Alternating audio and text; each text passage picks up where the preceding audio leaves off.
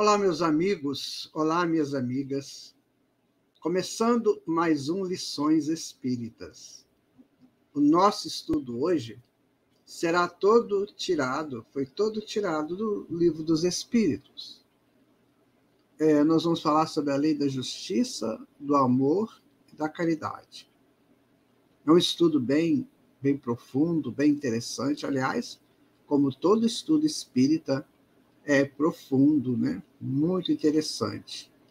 Nós precisamos cada vez mais nos aliarmos à proposta espírita. Cada vez mais nós sentimos essa necessidade de fazermos parte da doutrina espírita, não apenas como um beneficiário ou como um admirador, mas sim como um grande estudioso, um grande trabalhador.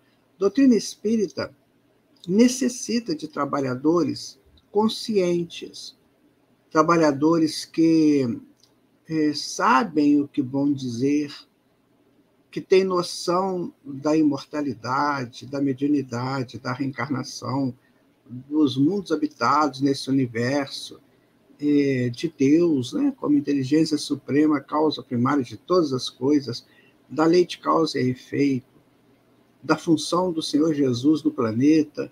Então, o espírita necessita de ter esses conhecimentos, porque ele é defrontado, não só pelos seus semelhantes aqui encarnados, mas também pelos obsessores que querem destruir a sua vontade de crescer pelo espiritismo. Nós respeitamos todas as denominações religiosas, cada uma delas tem o seu valor, cada uma delas tem os seus profitentes que necessitam delas. Então, cada uma delas, com certeza, busca as suas excelências. E o espiritismo também. A doutrina espírita, ela precisa ser conhecida antes de ser debatida. Então, muitas pessoas, às vezes, querem debater o espiritismo, mas não conhecem nada do espiritismo. Falam coisas assim absurdas, fora de todo o contexto, né, de que é constituído a doutrina espírita. Então, precisamos estudar o espiritismo, precisamos estar prontos para esses aprendizados. Eu digo para vocês de coração que quanto mais você estuda o espiritismo, mais você se liberta, principalmente das pressões deste mundo aqui. Cada dia que se passa, né, você escuta uma pessoa falando uma coisa que te assusta mesmo, né? E a gente está aqui nessa lida, tentando nos melhorar o próximo que está conosco, né? E fazendo cumprir a vontade de Deus. É isso que precisamos. O mundo está perdido sem Deus. As pessoas estão muito alucinadas, e essas crises aí, bipolaridade, TDAH e outras coisas mais, né? Isso aí, minha gente, é tudo falta de Deus. Crises de ansiedade, depressão, isso é falta de Deus. Quando nós temos o nosso Pai conosco e estamos em contato com essa realidade, então não tem crise. Porque nós somos projetos divinos. Por que eu vou ter crise? Que nós não possamos entender isso, para não entrarmos nessas guaridas perigosas, porque, na verdade, elas ajudam, mas ajudam com medicamentos que vão dar efeito colateral, ajudam com uma palavra que não está contextualizada no processo reencarnatório, no processo de mortalidade. Então, trabalha-se o físico, o mundo físico pelo mundo físico, enquanto tem espiritualidade. A espiritualidade, ela tem várias formas de você buscá-la. Existem pessoas que buscam a espiritualidade em mosteiros, né, ou em locais afastados, né? E outras pessoas buscam a espiritualidade na lida mesmo do dia a dia, colocando sempre Deus em tudo aquilo que faz, tendo bom senso de realizar suas ações e de aceitar aquilo que chega até ele. Então, isso nós temos que buscar entender, né, minha gente? Então, nós vamos estudar a lei da justiça, do amor e da caridade. Gostaria que você prestasse bastante atenção, porque é um estudo bem profundo esse. Olha, as leis existem tanto aqui quanto no plano espiritual. Bom seria se não houvesse necessidade das leis daqui e que todos cumprissem com rigor as leis de Deus. Assim seríamos muito felizes e cumpridores dos nossos deveres, que nos faria muito melhor. Entende? Então, quer dizer, a lei, existe a lei divina, a natural, né? E existe aqui a nossa lei aqui dos homens, né? Então, seria bom que a gente cumprisse só a lei de Deus, porque aí a gente seria pessoas extremamente condizentes, né? com aquilo que o Pai cria. Um dia nós seremos assim. Os espíritos superiores agem assim. Então, é isso que é a proposta desse texto inicial, né? As leis existem tanto aqui quanto no plano espiritual. Bom seria se não houvesse necessidade das leis daqui, que todos cumprissem com rigor as leis de Deus. Assim, seríamos muito mais felizes e cumpridores dos nossos deveres, que nos faria melhor, com certeza, né? Então, lições espíritas, lei da justiça, do amor e da caridade. O Livro dos Espíritos, terceira parte, capítulo 11. Na parte das leis morais, que está inserido, né? As leis de justiça, de amor e caridade, está ali na terceira parte e no capítulo 11, tá bom? Então, vamos ver agora o significado dessa lei em nossas vidas. É isso que é a nossa proposta deste estudo. Então, vamos a ele. Kardec começa o estudo com o subtítulo que deu o nome de Justiça e Direitos Naturais. Então, vamos ver o que Kardec trabalhou aqui. Olha só. Na questão 873, Allan Kardec interroga: o sentimento da justiça está em a natureza ou é o resultado de ideias adquiridas? Então, o sentimento de justiça está na natureza, né? Ou é resultado das ideias adquiridas? Então, eu sou justo por quê? Porque na lei da natureza existe a justiça, com certeza, né? E eu, sendo, né, estando nesse contexto das leis naturais, eu já me torno justo? Ou eu adquiro isso pela minha inteligência? Então, essa é a pergunta do senhor Allan Kardec. Vamos à resposta, então. Ele vai dizer o seguinte, ó: está de tal modo em a natureza que vos revoltais à simples ideia de uma injustiça. É fora de dúvida que o progresso moral desenvolve esse sentimento, mas não o dá. Deus o pôs no coração do homem.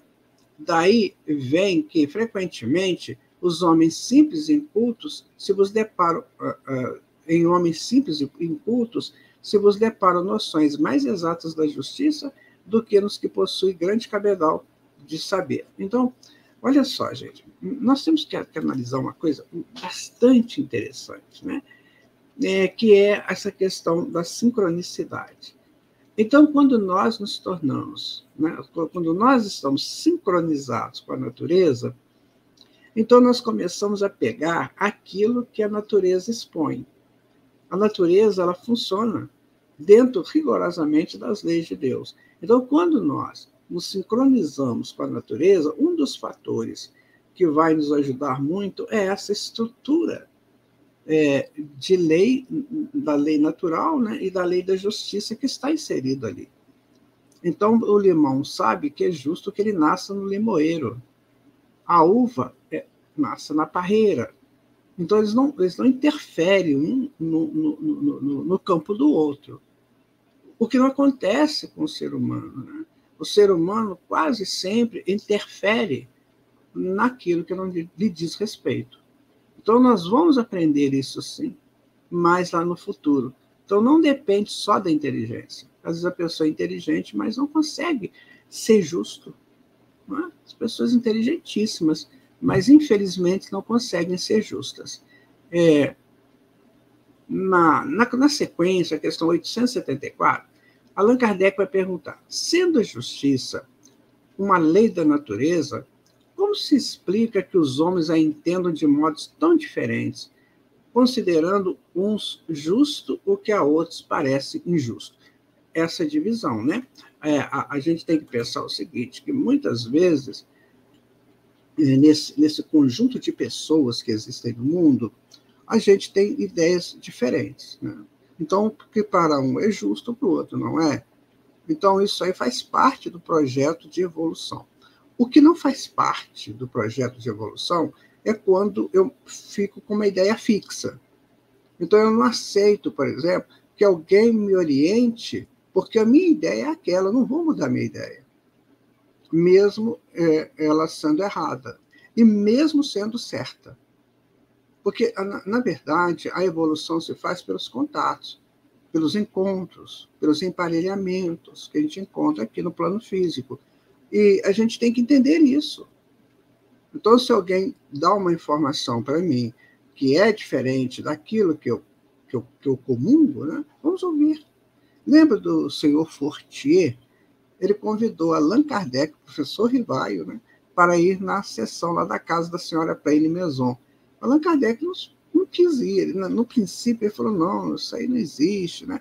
Mesa não tem nervos, não tem cabeça, não tem nada disso. Mas ele foi. Isso que é importante. Ele foi. E chegou lá, vendo o projeto ali da mesa girante, ele começou a concluir que aquilo tinha uma razão, tinha um sentido e tinha uma verdade. Então, muitas vezes, nós temos que sair das nossas verdades pessoais para ver o que está em nosso derredor, né? Que aí a gente pode conseguir maiores conhecimentos. Da pergunta, né? Como, sendo a justiça uma lei da natureza, como se explica que os homens a entendam de modos tão diferentes, considerando uns justos o que a outros parece injusto? Vamos ver a resposta. Olha, é porque a esse sentimento se misturam paixões que o alteram, como sucede a maior parte dos outros sentimentos naturais, fazendo que os homens vejam as coisas por um prisma falso. É o que a gente estava falando, né? Então, é o que nós estávamos colocando aqui.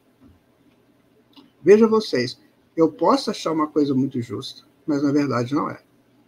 Então, eu tenho que ter esse cuidado, eu tenho que ter essa forma, né, de analisar a vida de uma maneira mais coerente, de uma maneira mais sensata. É isso que nós temos que realizar, tá? Então, vamos dando a continuidade aqui ao nosso estudo. Na questão 874, Allan Kardec faz a seguinte pergunta: sendo a justiça uma lei da natureza, como se explica que os homens a entendam de modos diferentes, né, considerando um justo o que a outros parece injusto? Por que nós repetimos essa pergunta? Porque isso acontece muito. Essa figura deste homem subindo na cabeça do outro quer dizer, eu sou melhor que você. A minha verdade é que sobrepuja, a minha verdade é que prevalece. A sua verdade não funciona. Tá certo? Então, Kardec vai dar aquela resposta. Às vezes, as pessoas dão aquela resposta, né? Porque o sentimento é ligado a paixões. Então, essa pessoa que está fazendo isso aqui, ela é uma pessoa que tem uma paixão qualquer. Dá a impressão que a paixão dela é conseguir bens materiais, né? Postos. Ela está com a sua malinha, né, de executivo. Então, é preciso a gente tomar cuidado para que as nossas paixões não compliquem as nossas aquisições reais. Não complique as nossas aquisições reais. Tem alguma coisa aí me dando problema? Tem alguma coisa aí que está me complicando? Eu tenho que parar para refletir. O dia a dia, minha gente, ele é cheio de possibilidades. Então, eu tenho que tomar cuidado com isso. Eu tenho que me precaver para eu não perder a chance do dia a dia. Cada momento que nós vivemos, nós estamos tendo a grande chance dos grandes aprendizados. Então, vamos fazer com que isso aconteça em nós? Vamos buscar nisso uma grande verdade? Tá? Então, na sequência aqui dos estudos, vamos para a questão 875, né? que Allan Kardec pergunta, então como se pode definir a justiça? Você vê que é complicado isso aqui, né? Como que eu vou definir a justiça? Aí os espíritos vão responder para ele, né? A justiça consiste em cada um respeitar os direitos dos demais. Você percebe a profundidade dessa resposta? Cada um respeitar os direitos dos demais.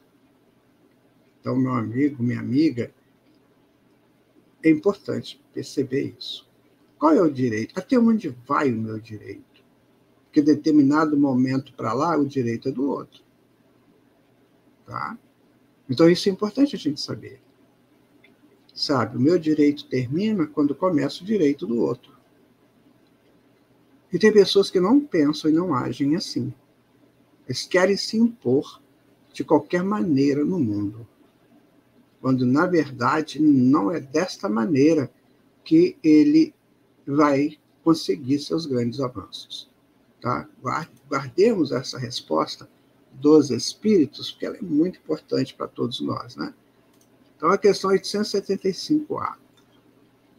Que é o que determina esses direitos? O que determina esses direitos? Né? A resposta é mais longa. Né? Duas formas, a lei humana e a lei natural.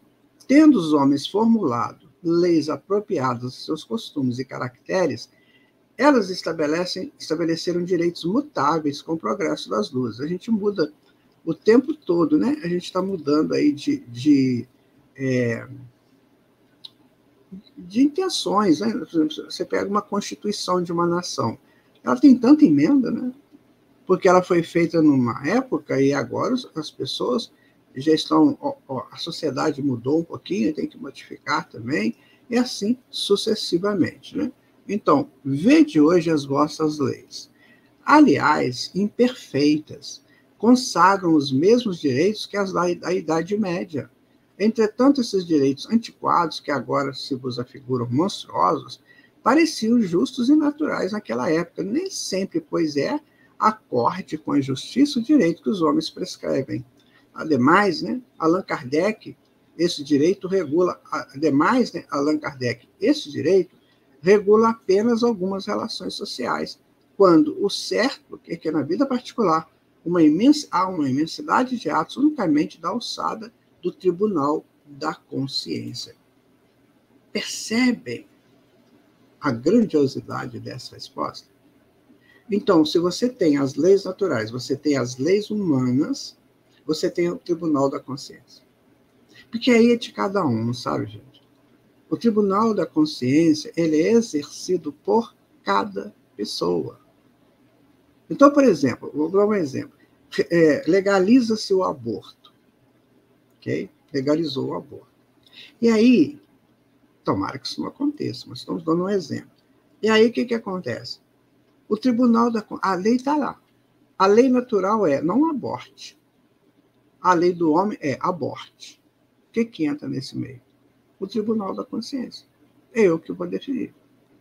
Então, não é uma lei que vai me obrigar a fazer isso. Eu vou ter o meu tribunal de consciência.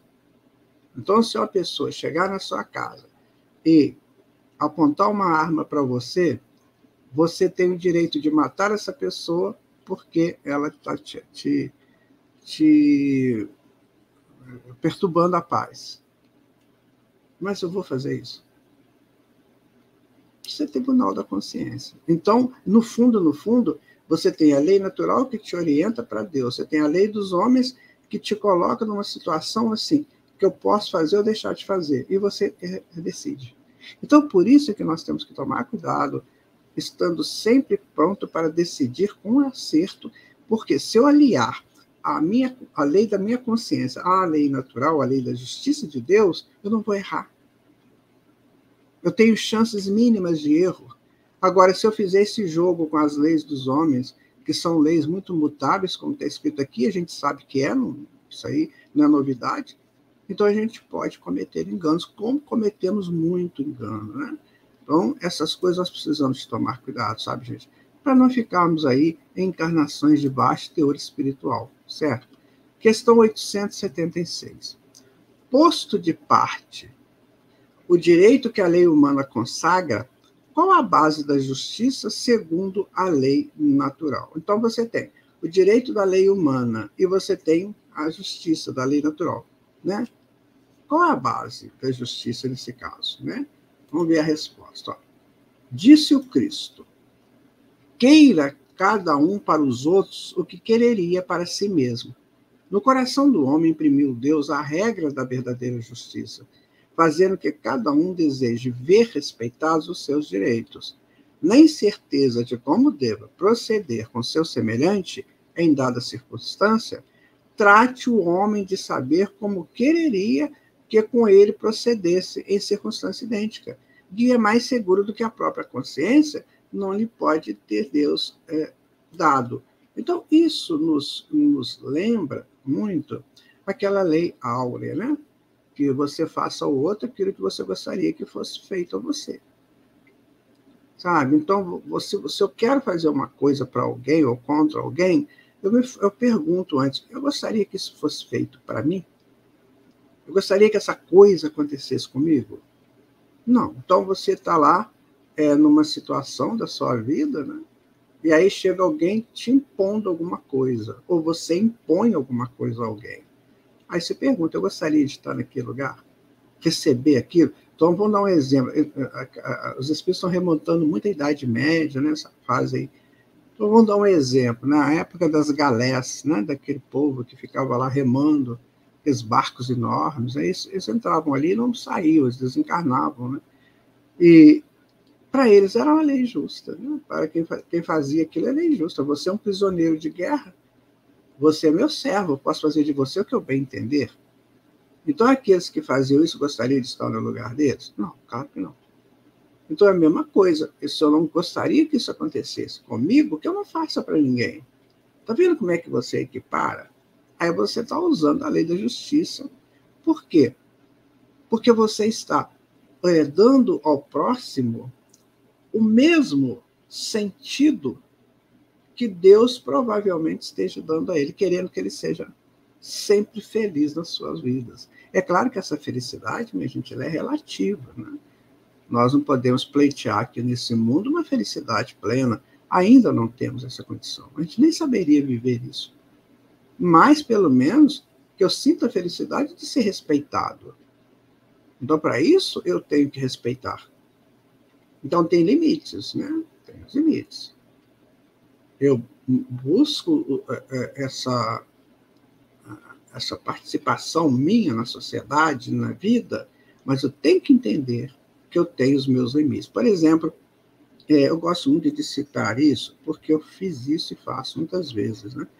Quando chega um mestre, o discípulo assenta. Não é assim? Eu vejo tantos discípulos que sobem na mesa querendo ser maior do que o mestre, e aí não aproveita a chegada do mestre. O mestre vai embora, ele já sabe, ele não precisa ficar ali se expondo, né? Então ele vai, eu estou falando, eu estou explicando, eu estou tentando colocar uma coisa que faz parte de mim, que eu estudei, que está dentro da lei natural, está dentro da lei de justiça, e eu vou estar te falando, você não quer ouvir, meu amigo? Então eu estou indo. Não vou perder meu tempo com você. Aliás, meus irmãos e irmãs, a espiritualidade superior age assim. Elas não perdem tempo com quem não quer. Elas não ficam lá, ô, meu irmãozinho, vamos, não faço, não. De jeito nenhum. A vida do mundo espiritual ela é muito complexa, né? Mas uma coisa a gente pode saber pelos livros do André Luiz. É o seguinte, você quer? Quero, então vem que eu vou te ajudar. Você não quer? Então fica aí. Até a hora que você quiser. Vai sofrendo aí. Sabe? É isso. Assim que tem que ser. Porque senão os atrasados poderiam perturbar a vida dos adiantados. Isso é impossível de acontecer. Isso não é justo. Deus não permite isso. Então, a gente tem que ser um buscador dos avanços, em todo sentido, para a gente poder crescer neles, certo? Na questão, aqui Allan Kardec vai fazer um comentário. Ele vai dizer o seguinte, efetivamente, o critério da verdadeira justiça está em querer cada um para os outros o que para si mesmo quereria, e não em querer para si o que quereria para os outros, o que absolutamente não é a mesma coisa, né? Não sendo natural que haja quem deseje o mal para si, desde que cada um tome por modelo o seu desejo pessoal, é evidente que nunca ninguém desejará para o seu semelhante senão o bem. Em todos os tempos e sob o império de todas as crenças, sempre o homem se esforçou para que prevalecesse o seu direito pessoal.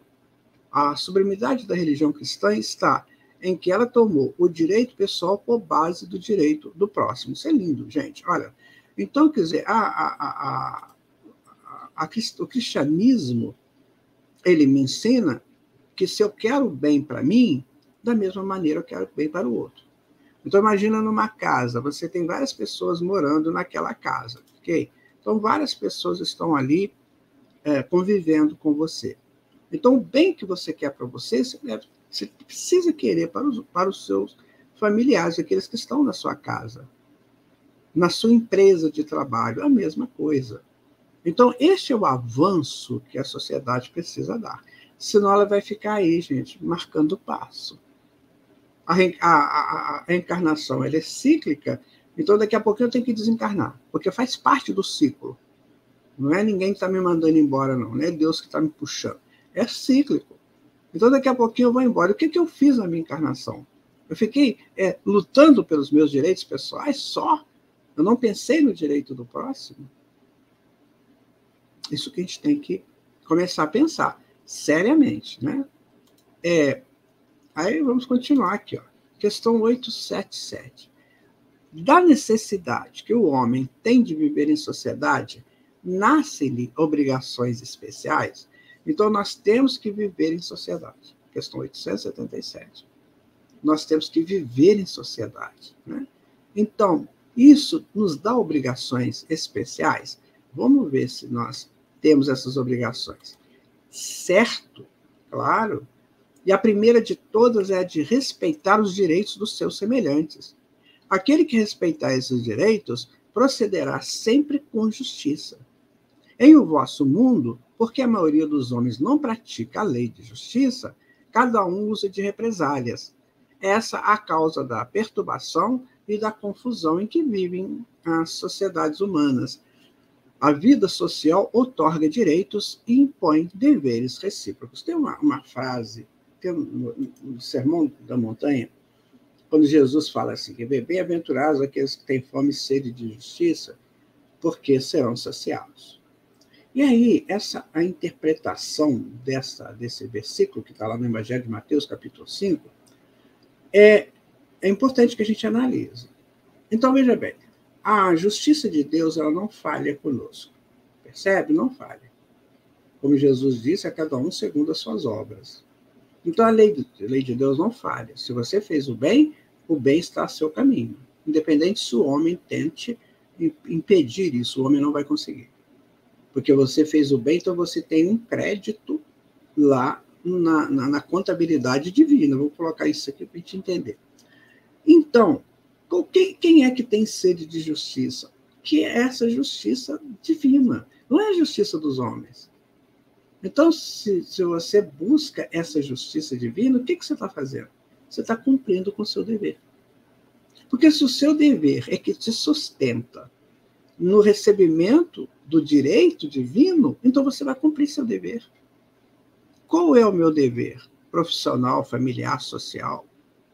Então, eu vou cumprir os meus deveres. Eu vou saber até que ponto eu posso ir. Por mais que haja um estímulo a eu avançar no lugar que eu não devo avançar. Mas eu tenho que refrear. Aí que está a grandeza de cada um de nós. É quando nós refreamos os nossos desejos de quando eu não posso ir, quando eu não posso fazer. Então, quando Jesus disse, né? Bem-aventurados que têm fome e sede de justiça, então eu quero ter a justiça divina, eu quero ter paz, eu quero ter crescimento, eu quero ter harmonia, eu quero ter condições de viver uma vida melhor. Então, isso tudo faz parte das nossas buscas aqui. Mas eu tenho que cumprir meu dever. Qual é o meu dever? É enganar o meu patrão? É enganar o meu empregado? É enganar a sociedade? Eu só vou ter problemas. Falar mentiras, né? Pregoar a maledicência, isso não vai dar certo. Então, minha gente, no nosso tempo, que está aí, né? Nós estamos vivendo esse período agora, nosso tempo é de buscar entender isso. Entender que, além dos homens, além das falácias humanas, existe o martelo divino que vai bater ou não vai bater. Outro dia eu estava vendo um vídeo, nossa, que coisa terrível que a pessoa estava falando lá. Que vai acontecer isso, que no ano 2000, não sei quanto, 2028, que vai acontecer isso, que vai acontecer aquilo, e que as pessoas vão ficar tudo desempregados, porque a inteligência artificial, os robôs vão fazer... meu amigo, minha amiga, quem são todos filhos de Deus? Para com isso. Você está tendo uma visão puramente materialista da vida. Por que você não tem a visão espiritual? Por isso, meu amigo, minha amiga, que é nosso dever buscar a espiritualidade. Guarda, porque isso é importante. Então, vamos dar continuidade. Agora, na questão 878. Podendo o homem enganar-se quanto à extensão do seu direito, o que é que lhe fará conhecer o limite desse direito? Né? Então, ele está querendo cada vez mais expandir seu direito. Mas qual que é esse limite? Né? Então, o limite do direito, que, com relação a si mesmo, reconhecer ao seu semelhante, é idênticas circunstâncias reciprocamente. Então, o limite do direito é esse. É entender que o seu semelhante também tem direitos, né? E agir reciprocamente. Tá? Aí, na questão 878A, Kardec pergunta, mas se cada um atribuir a si mesmo direitos iguais aos do seu semelhante, que virá a ser da subordinação aos superiores? Não seria isso uma anarquia de todos os poderes? Aqui, Allan Kardec está trabalhando essa questão da hierarquia, que nós temos que pensar nela. Então, se todo mundo, né, subjugasse, né, como é que seria a hierarquia? Né? Então, vamos ver o que os espíritos respondem. Essa questão é bem complexa. Estou dizendo assim, ó, os direitos naturais são os mesmos para todos os homens, desde os de condição mais humilde até os de posição mais elevada. Deus não faz uns de limo mais puro do que o que ele serviu para fazer os outros. E todos a seus olhos são iguais. Esses direitos são eternos, os que o homem estabeleceu perecem com as suas instituições. Demais, cada um sente bem a sua força, a sua fraqueza, e saberá sempre ter uma certa deferência para com os que mereçam por suas virtudes e sabedoria. É importante acentuar isso para que os que se julgam superiores conheçam seus deveres, a fim de merecer essas deferências. A subordinação não se achará comprometida quando a autoridade for deferida à sabedoria. Vejam vocês. Então, nós temos que perceber, e aqui a espiritualidade coloca para nós, essa questão de estamos todos num caminho de ascensão para Deus, todos nós. Uns estão mais adiantados, outros menos, uns são mais dinâmicos, outros mais morosos, né? Mas estamos todos nesse caminho para Deus. Né? Então, nesse projeto, nesse caminho, nós vamos trombando com as pessoas, ou às vezes vamos nos desviando das pessoas. Vamos colocando na nossa rota segura, outra hora a gente cambaleia para lá e para cá, à medida que nós vamos aumentando o nosso conhecimento, nós vamos nos libertando desses cambaleios. Então é preciso conhecer, é preciso saber onde estão os meus limites, onde estão os meus direitos. Meu direito principal, qual é? Evoluir para Deus. Esse é o meu direito principal. A partir desse direito principal, eu vou estabelecendo normas para que eu possa ir mais rápido para Deus. Então, eu não vou enganar ninguém. Se a minha rota for ir para Deus, eu não vou fazer nenhuma enganação com ninguém, porque nessa rota divina não existe essa possibilidade. Então, eu tenho que começar a entender isso. Agora, se a minha rota for ganhar muito dinheiro, ocupar posto muito elevado, dominar pessoas, aí eu vou enganando todo mundo, eu vou brigando, eu vou mentindo, eu vou atropelando, uma série de coisas. Não é isso bom para nós, não, sabe, gente? Por isso que eu chamo as pessoas para estudar Espiritismo. Porque o Espiritismo me ensina isso. Então, a minha rota principal, sem dúvida, absoluta, é buscar Deus. Sabe por quê? Porque esse mundo aqui é muito pequenininho. Então, se eu quiser me estabelecer nesse mundo, eu estou me estabelecendo quase que num grão de areia. Eu tenho que buscar o universo, eu tenho que conhecer outros mundos, outros momentos, outras civilizações, outras possibilidades. Então, esta é a minha rota.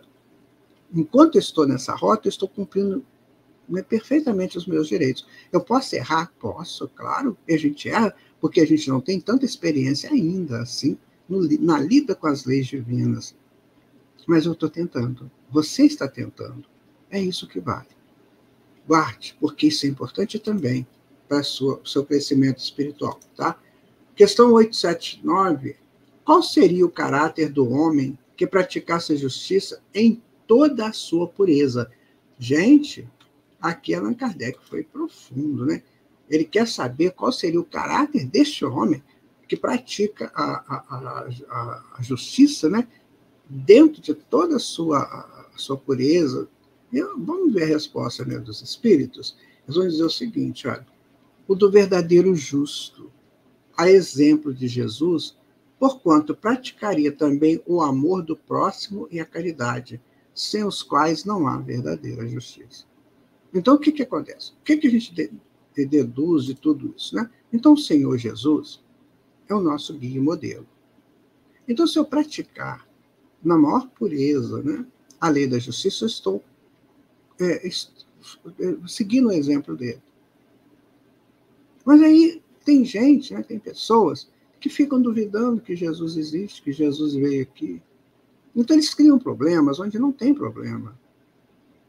Tem pessoas no mundo, gente, que adoram criar problemas, que adoram criar dissensões, que adoram colocar ideias contrárias na cabeça dos outros. E tem pessoas que aceitam. Essa é a diferença. A pessoa pode chegar, tentar, mas se eu não aceitar, ele vai embora. Ele não vai ficar perto de mim. Ele não vai perder o tempo dele. Assim como os espíritos superiores não perdem o tempo com aquele que não quer. Então, também esses espíritos maledicentes, maldosos, né, criminosos, eles vão falar, isso aqui não dá, vamos para outro que dá. Porque também eles têm limites, eles também têm fraquezas. Não pensa você que um homem com a arma na mão é poderoso, não é nada. Às vezes ele está com aquela arma na mão pedindo a Deus para que o outro entregue os bens dele para ele não ter que atirar. Porque ele sabe, a consciência dele bate fundo naquela hora e fala assim, isso vai ser ruim. Às vezes ele faz por medo, às vezes ele atira por medo de ser morto. É uma vida muito difícil essa, sabe? Então, meu amigo, minha amiga, vamos buscar cumprir as leis de Deus. Não vão querer ultrapassar os nossos limites, porque isso dá zebra. Existe o desencarne, e no desencarne existe a colheita do que eu plantei. Aí pode ser que seja uma colheita muito dolorosa, muito mesmo. A gente observa na literatura do André Luiz essa coisa, né? Então, agora, direito de propriedade e roubo, que é um subtítulo que o Allan Kardec coloca, né? O que vamos estudar aqui? Questão 880. Qual o primeiro de todos os direitos naturais do homem? Qual o direito? De todos os direitos naturais do homem, né? O de viver. Por isso é que ninguém tem de atentar contra a vida de seu semelhante, nem de fazer o que quer que possa comprometer-lhe a existência corporal. Então, amigo, todo mundo tem o direito de viver. Todo mundo tem o direito de viver. Todo mundo. Então, se eu tirar a vida física, né, só vou tirar a vida física, a vida espiritual continua. Se eu tirar a vida física de alguém, eu estou atentando contra esse direito. E isso é caro para mim, isso fica muito caro para mim. Né? Então, tem pessoas que matam uma pessoa no mundo numa encarnação. Tem pessoas que matam milhões. Ou mandam matar milhões. Assume o compromisso disso. Então, eu não tenho esse direito. Quem tem o direito, nós temos o direito à vida. Agora, é claro que eu tenho que tomar cuidado, né? Como é que eu estou exercendo esse direito? Se eu estou abusando desse direito, estou criando situações perigosas para mim, cometendo suicídios indiretos ou diretos, então aí questão pessoal. Então tudo isso tem um custo, tem um peso. Por isso que nós temos que estar alinhados com a lei de Deus. Não tem como, meu amigo, minha amiga, não tem como fugir. Nós vivemos em Deus, movemos em Deus, respiramos Deus o tempo todo. Então é preciso entender que eu sou essa criatura divina e que eu preciso me alinhar a esse divino. Caso contrário, né, eu vou ter dificuldade. Se eu quisesse ser superior a isso, eu teria graves problemas, graves dificuldades. Tá? Então, o direito de viver dá ao homem de acumular bens que lhe permitam repousar quando não há mais possa trabalhar. Então, eu vou acumulando dinheiro para quando eu ficar velho, né? Eu não posso mais trabalhar. Dá, mas ele deve fazê-lo em família, como a abelha, por meio de um trabalho honesto e não como egoísta. Há mesmo animais que lhe dão um exemplo de providência. Não tem a formiguinha que guarda lá para o inverno, né? Os animais fazem isso, eles sabem, tem um urso, né, que tem a sua hibernação. Então, eles se proveem de tudo para aquele momento, mas é preciso que isso não se torne um fato egoísta, sabe? Aquele fato que eu uso só para mim. Então, eu tô guardando a minha velhice. Não, nós estamos em família, nós estamos nos resguardando em família. Há sociedades em que os mais novos suprem as necessidades dos mais velhos, principalmente em família. Então, isso tudo nós temos que buscar adequar para o nosso mundo aqui, para a nossa vida aqui no mundo, tá? Agora a questão 882. Tem o homem o direito de defender os bens que haja conseguido juntar pelo seu trabalho? A resposta é: não disse Deus, não roubarás? E Jesus não disse, dai a César o que é de César? Então você não vai roubar para guardar isso, né? E ao mesmo tempo você vai cumprir a lei, né, do mundo daqui.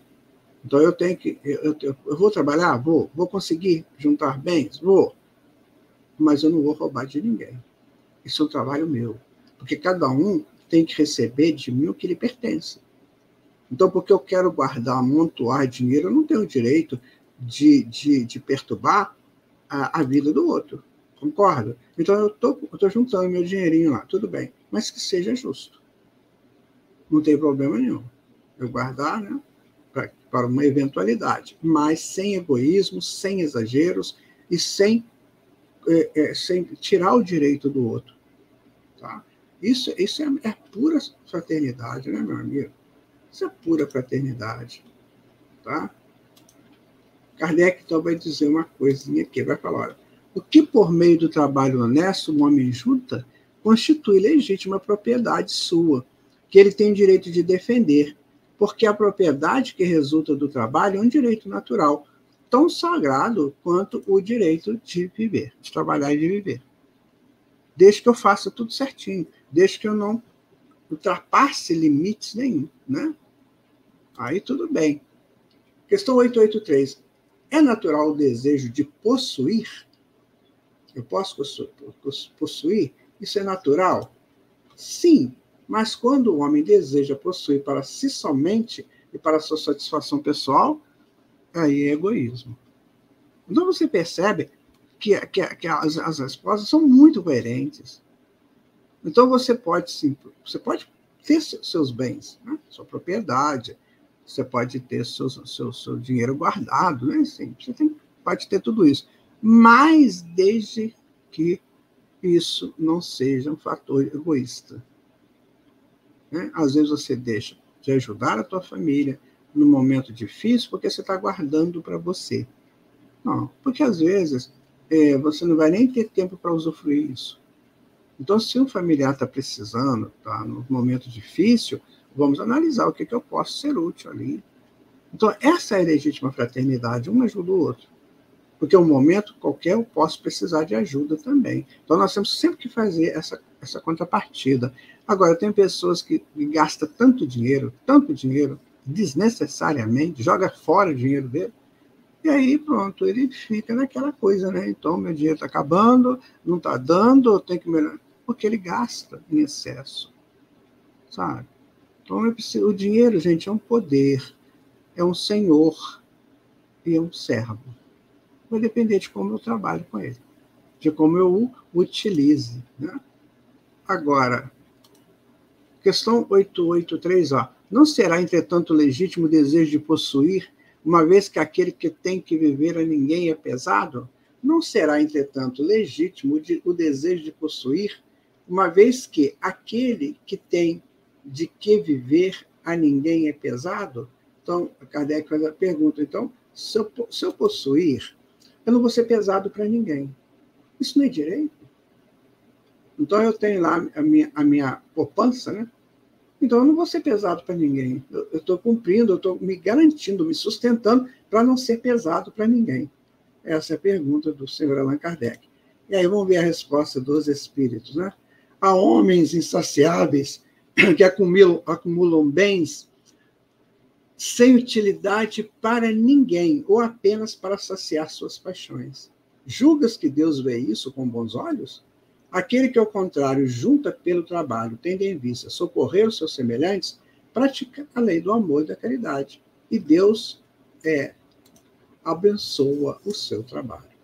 Então, é uma dinâmica, meu amigo, minha amiga. Veja você, a espiritualidade coloca isso como uma grande dinâmica, não é isso? Então, se eu fico egoísta, né? Se eu sou uma pessoa muito egoísta, que eu só quero juntar, não, eu vou fazer isso para que ninguém sofra, né? O meu peso para ele. Não. O que a espiritualidade coloca? Não, amigo, faça os compartilhamentos. São nos compartilhamentos que nós vamos nos enriquecer. Então, compartilhe. Há necessidade, compartilhe. Né? Que tudo virá a seu tempo. Tudo virá. A gente, às vezes, tem essas respostas, né, na nossa vida diária. Quantas vezes nós precisamos, né, de alguma coisa e essa coisa, às vezes, veio assim, de uma maneira que, nossa, aconteceu. Engraçado, né? Eu precisava disso e veio. Isso acontece conosco. Você sabe o que acontece. Como que isso acontece? Por que acontece? Porque tem a providência divina. Se você merecer, você recebe. Tá certo? Essa que é a coisa. Agora, eu tenho que trabalhar. Eu tenho que atuar, porque o trabalho me faz avançar intelectualmente. E um avanço intelectual, normalmente, fatalmente, me levará ao avanço moral. Agora, eu tenho que trabalhar, não para ganhar dinheiro só, mas para aprender, para exercitar, para mover, né? Mover energias. Quando eu estou trabalhando, eu estou movimentando energias. E isto vem a meu favor. Essas energias que eu manipulo, né, através do trabalho, elas têm uma frequência, que é a frequência da construção. E essa construção volta para mim, como algo construído. É assim que eu aprendo.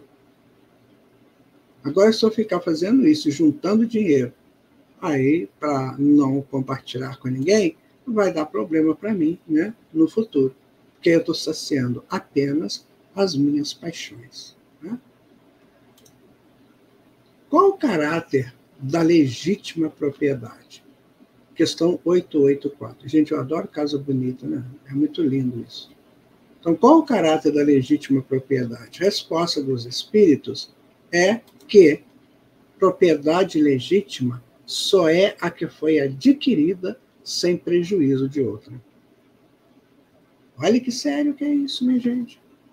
É muito sério essa coisa aqui. Será que aquilo que eu tenho de propriedade, eu dei prejuízo para alguém? Se eu dei, não está valendo nada. Eu vou ter que retribuir, que voltar com isso para quem de direito, ou de uma forma ou de outra. Né? Tem pessoas aí que num momento é rico, no outro é pobre. Né? E às vezes no rico é porque ele pegou coisa que não pertencia a ele. Né? E aí, Allan Kardec faz um comentário aqui, olha, proibindo-nos que façamos aos outros o que não desejaríamos que nos fizessem, a lei de amor e de justiça nos proíbe. Isso, ipso facto, né, a aquisição de bens por quaisquer meios que eles sejam contrários. Então, meu amigo, não pense em adquirir aquilo de maneira errada. Faça da forma mais segura que você puder, mais certa que você puder, porque aí você está garantindo a sustentação daquilo que você adquiriu. Eu fico pensando, se a pessoa, por exemplo, compra uma casa dessa daí, porque se corrompeu, né, aceitou a corrupção, que segurança que ele tem de morar nessa casa? Aliás, passou uma série um tempo aí na televisão, que um sujeito, ele era um lobista, né? E ele fazia mutretas, como dizem, né? E ele adquiriu uma mansão, linda a casa dele. Só que ele não era feliz ali dentro. A mulher traía, aquilo era muito frio, assim, não era uma casa gostosa, aconchegante. Tantas salas, tantos ambientes, né? E tão grandes os ambientes, que eles não davam conta de ocupar os ambientes. Então a casa ficou muito fria, muito solitária, e ele se sentia tremendamente solitário ali dentro. Não se sentia bem. Então, aquilo foi uma crítica bem colocada a respeito disso. Sabe? A gente tem que ser feliz com aquilo que a nossa mente pode nos sustentar nessa felicidade. Questão 885. Será ilimitado o direito de propriedade? A resposta, né, é fora de dúvida que tudo que legitimamente se adquire constitui uma propriedade. Mas, como havemos dito, a legislação dos homens, porque imperfeita, consagra muitos direitos convencionais que a lei da justiça reprova. Essa é a razão, porque eles reformam suas leis à medida que o progresso se efetua e que melhor compreendem a justiça. O que num século parece perfeito, afigura-se bárbaro no século seguinte. Tem uma situação, dessa coisa de adquirir propriedade, que eu presenciei isso uma vez com um amigo meu, sabe? Ele chegou para mim e disse assim, olha, eu estou querendo comprar a casa, sei lá, 200, 300 metros quadrados. Eu falei, nossa, você tem grana para isso? Ele falou assim, na verdade, eu não tenho, não, para isso tudo, não. Mas a pessoa está vivendo um aperto muito grande e ele reduziu muito o valor da casa. Aí eu falei para ele, não faça isso. Não faça isso.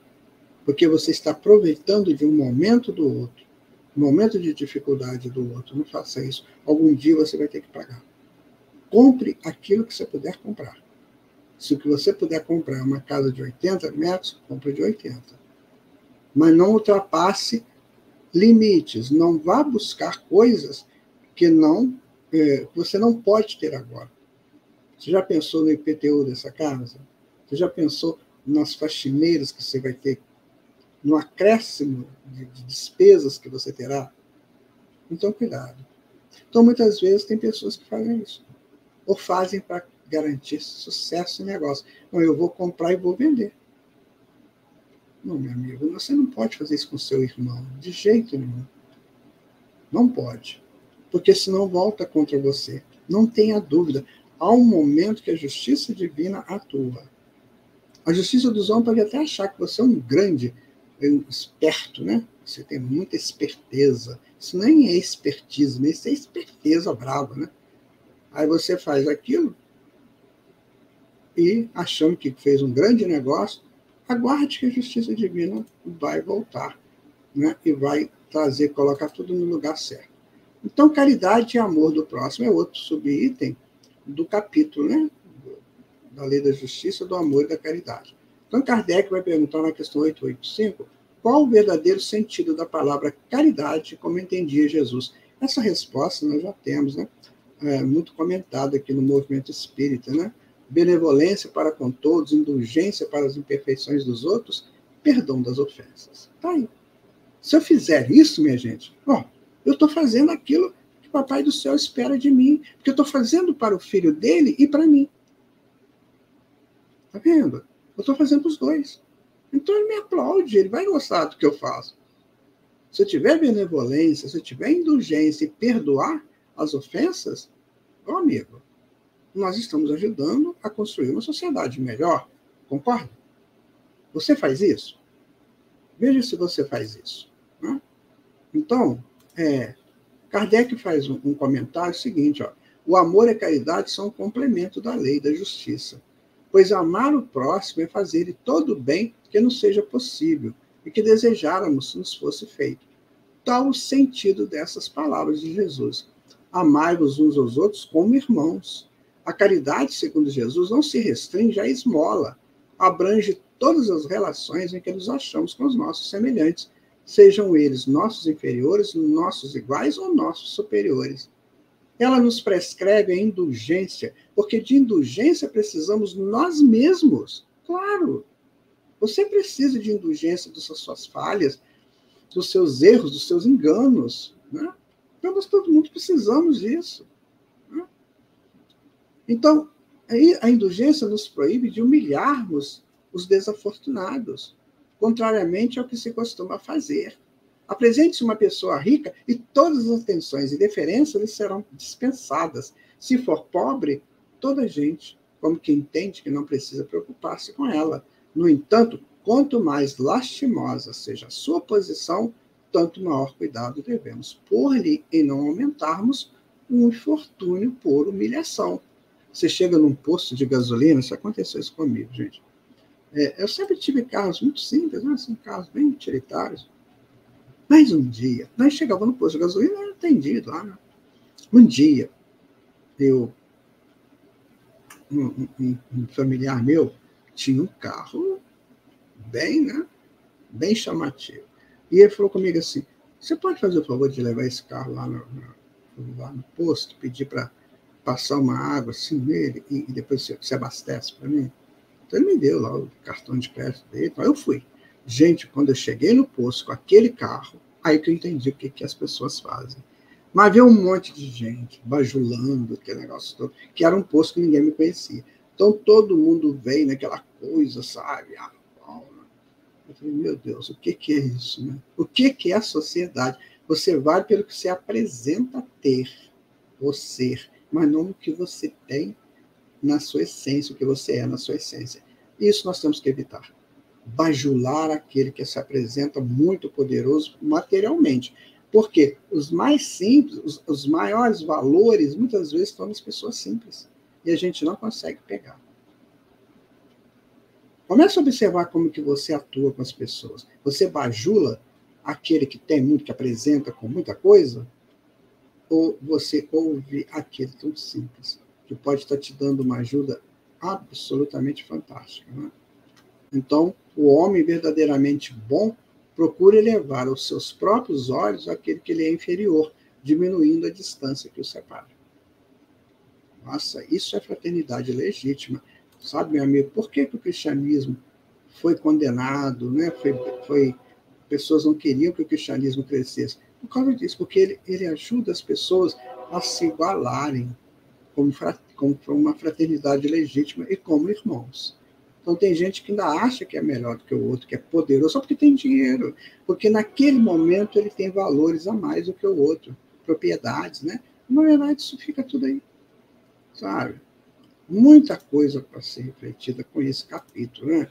Jesus também diz, amai mesmo os vossos inimigos. Ora, o amor aos inimigos não será contrário às nossas tendências naturais e a inimizade não provirá de uma falta de simpatia entre os espíritos?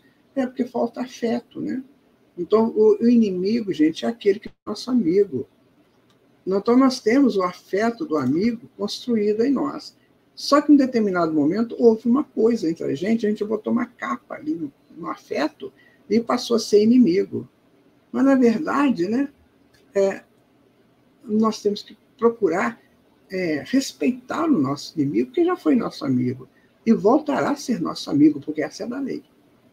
Então, se você tem um inimigo aí, te aconselho, vai lá, conversa com ele, se explica, pede desculpa se você errou, e mesmo que ele não queira te aceitar, te desculpar, você fez a sua parte. Não guarde inimizades. Aliás, Pedro dizia, né? Fazei amigos quanto puderes. Não é isso? Então,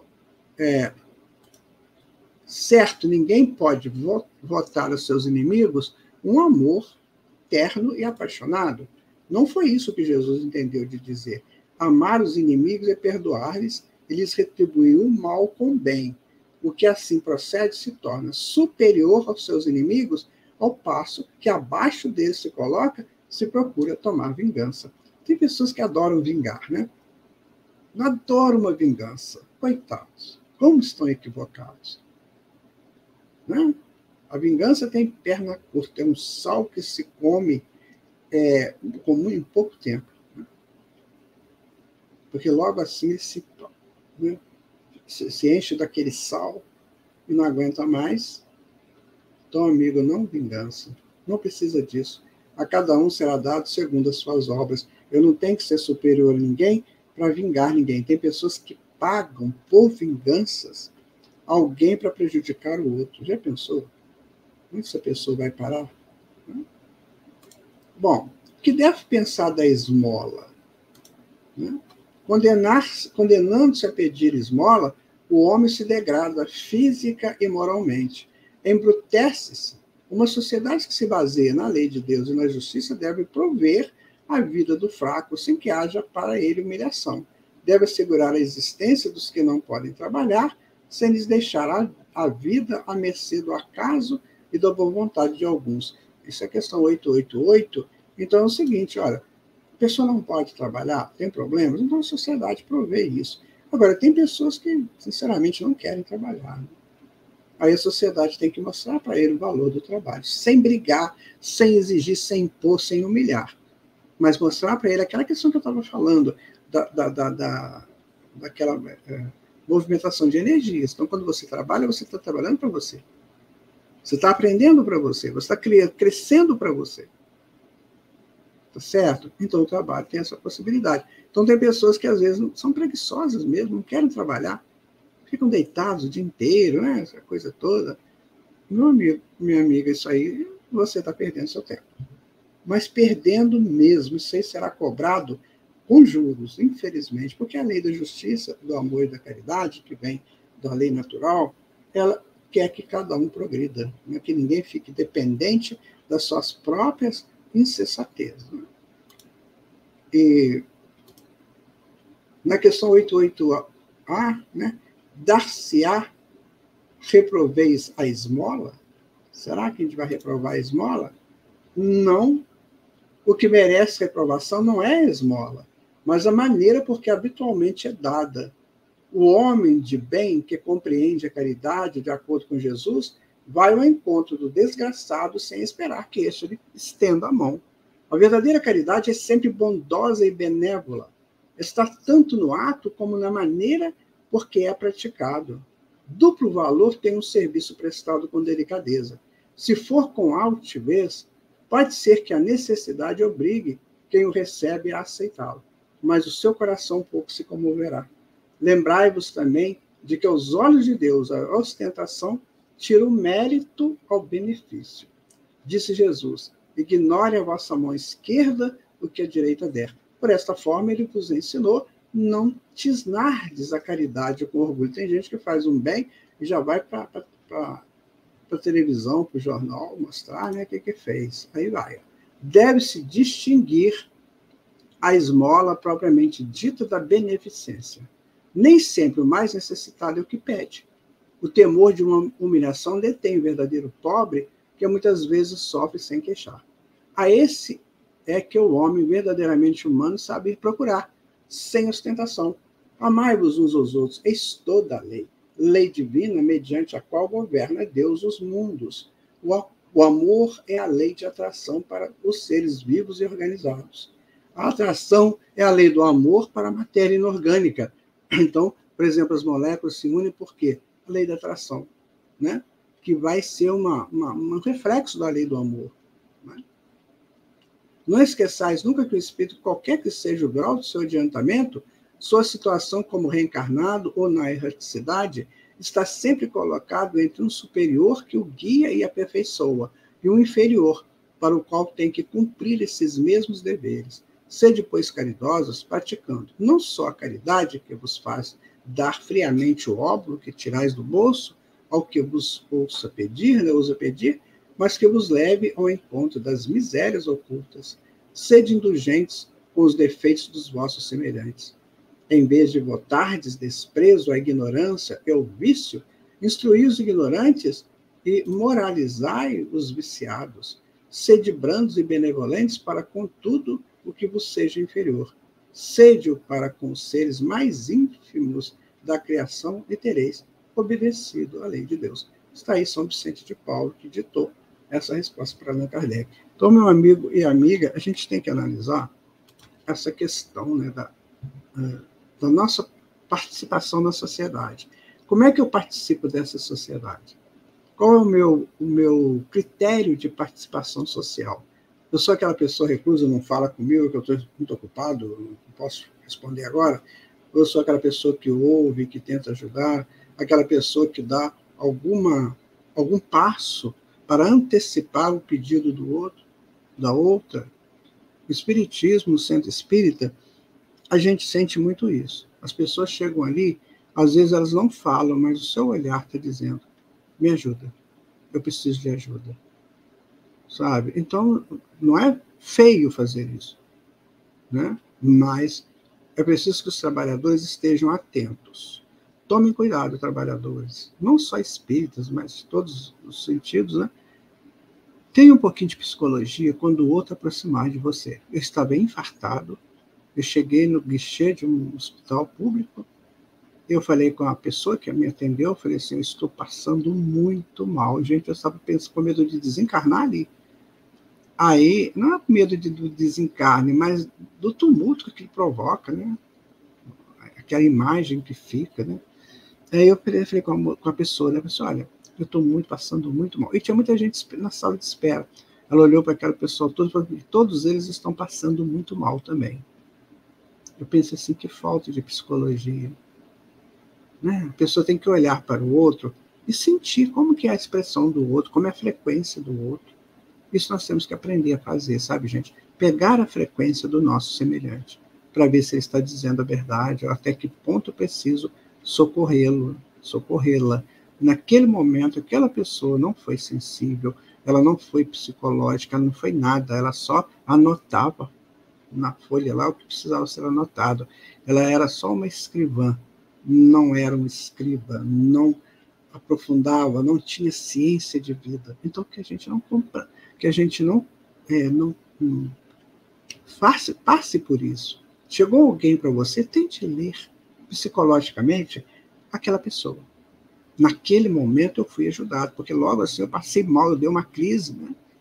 E os médicos chegaram e me acolheram, já me levaram para o UTI direto. E aquela pessoa que me atendeu não teve essa psicologia. Então, cuidado com as pessoas que se aproximam de você. Tenha um pouquinho mais de psicologia para ver até que ponto aquela pessoa precisa mesmo do que ela está te pedindo, né? Não há homens que se veem condenados a mendigar por sua culpa? Allan Kardec pergunta, né? A resposta é da questão 889. Sem dúvida, mas se uma boa educação moral lhes houver ensinado a praticar a lei de Deus, não teria caído nos excessos causadores da sua perdição. Disso, sobretudo, é que depende a melhoria do vosso planeta.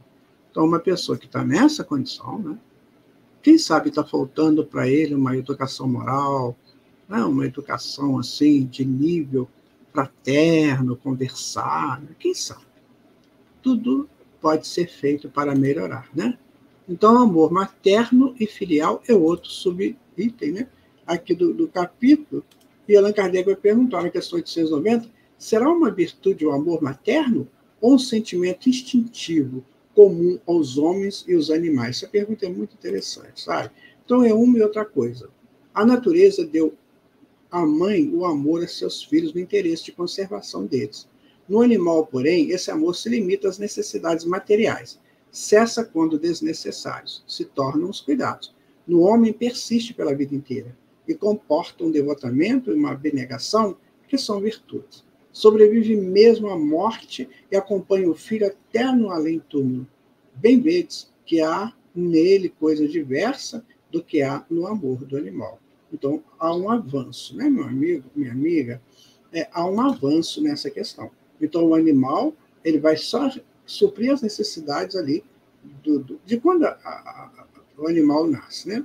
Agora, nós não, os humanos, isso vai até além-túmulo. Então, é isso que temos que pensar. Eu estou amando as pessoas que foram colocadas na minha vida? Estando em a natureza o amor materno, como é que há mães que odeiam os filhos, e não raro, desde a infância destes?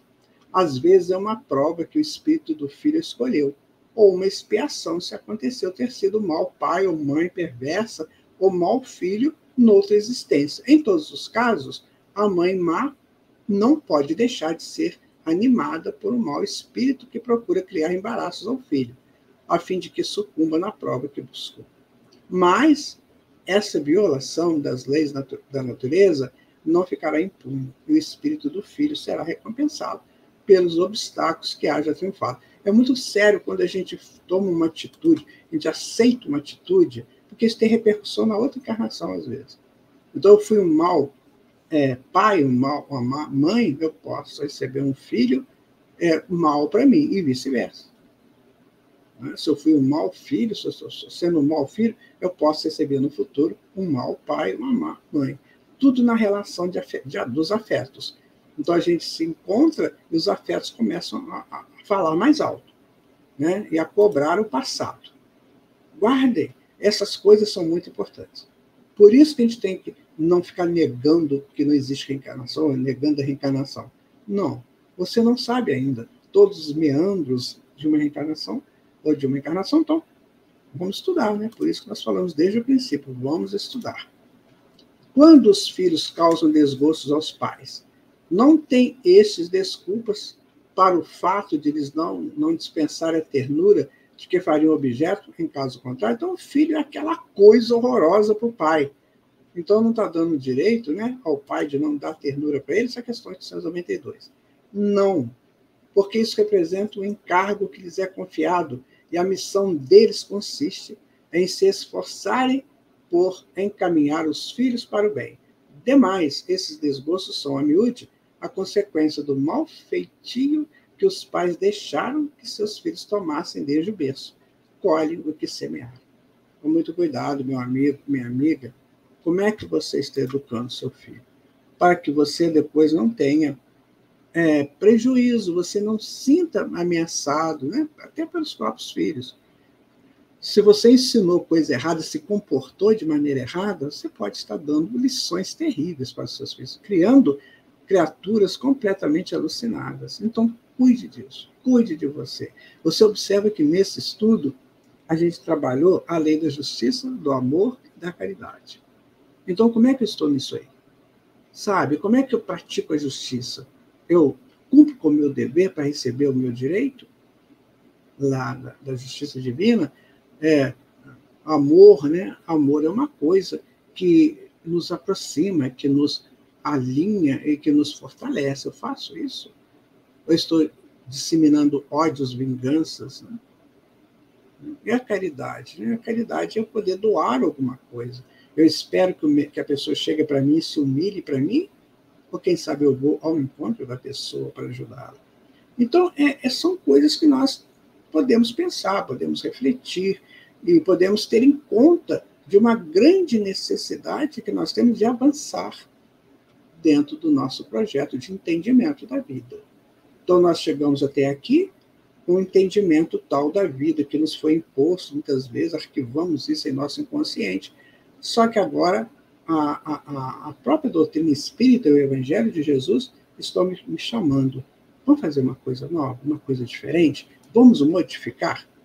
Então, fica a proposta para todos nós. Muito obrigado por você ter estado conosco aqui em mais esse estudo do Lições Espíritas. Esperamos que você possa passar para frente, compartilhar, para que a gente, quem sabe, né, através desses ensinos tão profundos da espiritualidade do Sr. Allan Kardec, a gente poder construir uma sociedade melhor. Muito obrigado, muita paz no seu coração. Até o nosso próximo Lições Espíritas. Fiquem com Deus.